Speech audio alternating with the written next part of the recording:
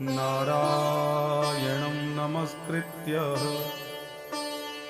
नरं चैव नरोत्तमं देवीं सरस्वतीं व्यासं ततो जयमुदीरयेत्।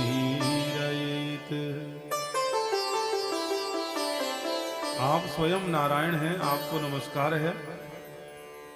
और नर रूप में भी आप स्वयं वेदव्यास जी के रूप में आप ही विद्यमान हैं।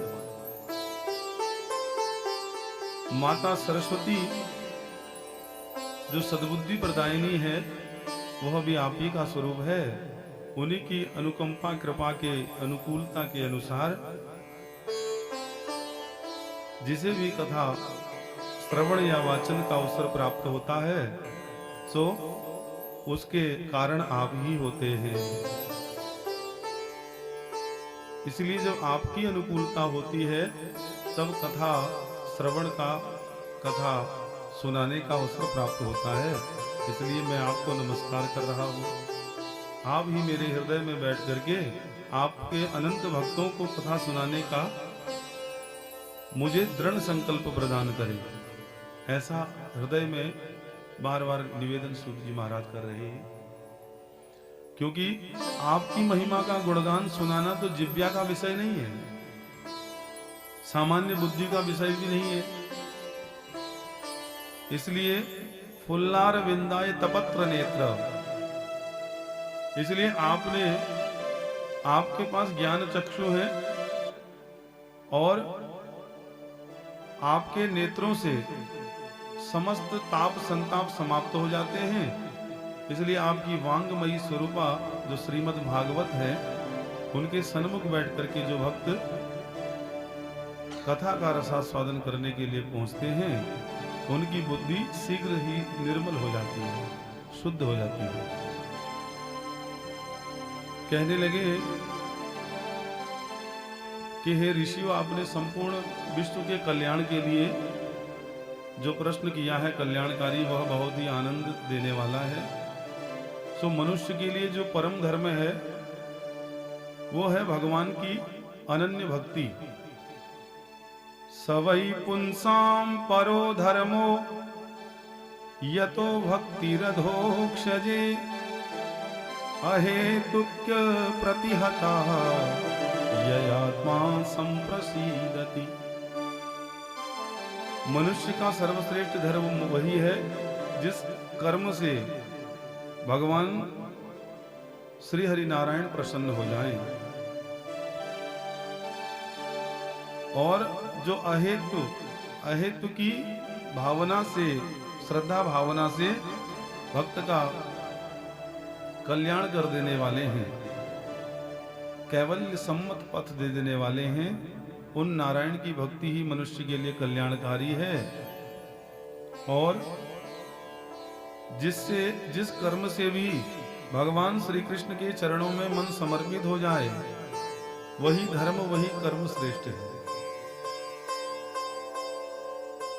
धर्मः स्वनुष्ठितः पुंसां विश्वक्सेन कथासु यः नोत्पादयेद्यदि रतिं श्रम एव हि केवलम्।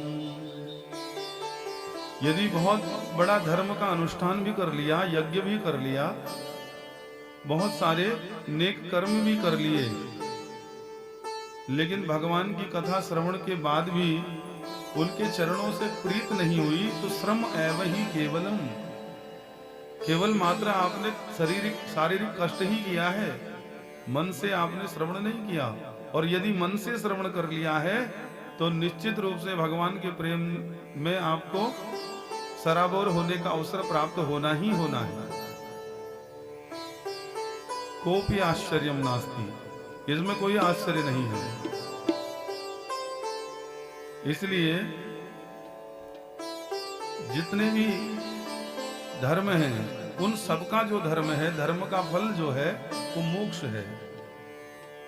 उसकी सार्थकता अर्थ प्राप्ति में नहीं है। प्रायः जीव समझता है कि यदि मैं धर्म करूं तो मुझे अर्थ की प्राप्ति होगी, यही मेरा उत्तम धर्म है। लेकिन सूत जी महाराज कह रहे हैं धर्म का जो फल है वो अर्थ प्राप्ति नहीं है, धन प्राप्त हो जाए इतना अल्प फल नहीं है, धर्म का तो दीर्घ फल है। धन प्राप्ति तो एक सामान्य वस्तु के समान है, वो तो व्यवहार की वस्तु है, संसार में कर्मानुसार व्यक्ति को प्राप्त हो ही जाती है। लेकिन जो धर्म का फल है वो धन प्राप्ति नहीं है, मोक्ष है, कैवल्य पथ है, जिसकी कल्पना भी नहीं की जा सकती वो धर्म को करने से, क्योंकि धर्म साक्षात भगवान का ही स्वरूप है। धर्म में आत्मीयता होती है, समता होती है, द्वेष समाप्त हो जाता है, और जब उत्कृष्ट भावना व्यक्ति की जागृत होती है, तब जब प्रबल अनुष्ठान यज्ञ करने की प्रेरणा जागृत होती है, और उसमें भी समभाव रहता है कि सबको एक समान रूप से हम सबका अभिनंदन कर सके, सबको शुभ स्थान पर बैठा करके कथा श्रवण करा सके, ऐसा उत्कृष्ट भाव वह सर्वश्रेष्ठ धर्म की ओर निर्दिष्ट करता है। इस धर्म से, उत्तम धर्म के माध्यम से भगवान प्रसन्न हो जाते हैं। इसलिए अर्थ केवल धर्म के लिए है, भोग विलास उसका फल नहीं है। जिन लोगों के पास प्रचुर मात्रा में धन है, उन्हें केवल एक ही भ्रम रहता है कि हमें खाने पीने सो जाने और मरने के लिए ही शरीर मिला है। नहीं, खाना पीना सो जाना यह तो सब है पशु समाना। फिर मनुष्य देह की विशेषता क्या है, यह प्रश्न है। यह शरीर खाना पीना भोग विलास इत्यादि संतानों उत्पत्ति तदुपरांत मरण के लिए नहीं मिला है जीवन। कि मानव देह जो है वो सर्वोत्तम देह है और सभी योनियों में श्रेष्ठ है।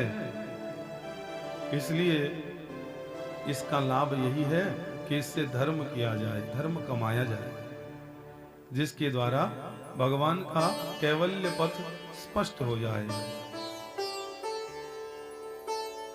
धर्मस्य ह्यपवर्गस्य नार्थोऽर्थायोपकल्पते नार्थस्य धर्मेकान्तस्य कामो लाभाय हि स्मृतः। भोग विलास का फल इंद्रियों को तृप्त करना नहीं है, उसका प्रयोजन केवल जीवन निर्वाह है। भोग विलास जो मिले हैं वो जीवन निर्वाह के लिए मिले हैं, और जब इनकी पूर्ति हो जाती है तब व्यक्ति को एकाव्रत होकर के भगवत चरणों का रसास्वादन करना चाहिए। अगर वो भोग विलास को ही सर्वश्रेष्ठ मान करके कृष्णा के इस दावानल में डूबा ही रहेगा, तो मानव देह का जो बहुमूल्य समय है वो जीवन से निकल जाएगा।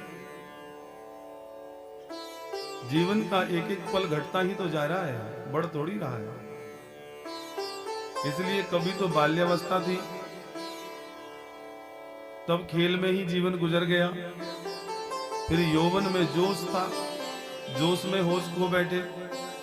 फिर जिम्मेवारियां आई, दाम्पत्य जीवन प्रारंभ हुआ, संतानोत्पत्ति में व्यस्त रहे, घर गृहस्थी जमाने में, मकान कोठी बंगला बनाने में मन डूबा रहा। तदुपरांत जब यह भी संपन्नता हो गई, फिर वामपंथ का जो समय था उसमें फिर बालकों में, पुत्र पौत्र आदि में मन रम गया। अब कर्म तो शेष रहा नहीं, अब तो सन्यास का समय था। सन्यासी सर्वथा सुखम, मन को सन्यासी बनाने का समय था। लेकिन क्योंकि साधन केवल विषय है, इसलिए वहां से मन निकलने को राजी नहीं है। अब जब समय समय पर भगवत चर्चा का लाभ व्यक्ति को प्राप्त होता है, तब उसके द्वारा जब मन में चेतना आती है तो जीव अपने कल्याण का मार्ग ढूंढने लगता है।